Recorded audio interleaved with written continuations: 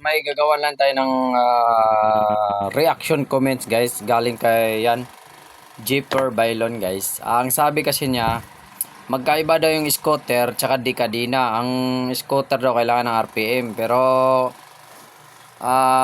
parang may mali doon guys. Scooter tsaka Decadina halos mag-same lang sila guys. Magkaiba lang ang itsura nila.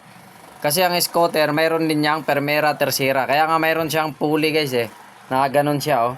Kumbaga itong pababa na to, Primera, Tercera. Ang pinagkaiba lang sa mga scooters, maiksi yung kanyang, kumbaga yung hangganan niya. Kumbaga pag kalahati parang RPM, nakasagad na siya. Hindi katulad sa ano, tsaka sa scooter, hindi niya pwedeng ibabalik dito sa pinakababa agad. Kung yung takbo niya, magmi-minor lang siya. Hindi.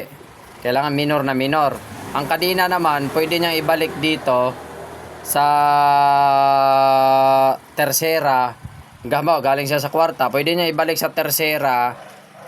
Kung galing siya sa kwarta, sa kunting minor lang. Sa scooter magkaiba. Pero same lang sila ng function. Parang nakaganon lang din sila yung pulley nila at saka torque drive, nakaganyan. Kumbaga may Primera, Segunda, Tercera, Kwarta. May sa scooter din, may high speed. Sa Decadina din may high speed. Pag niliitan mo yung sprocket sa likod, tapos medyo malaki yung sprocket, mga 14-15 sa harap, nagkakaroon din ng high speed. Kaya halos walang pinagkaiba. Sana makatulong to sa iba, no?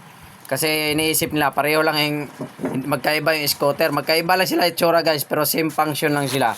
Yan. Sa mga hindi pa alam, no? Salamat. Peace out. Oy, peace out. Peace out na.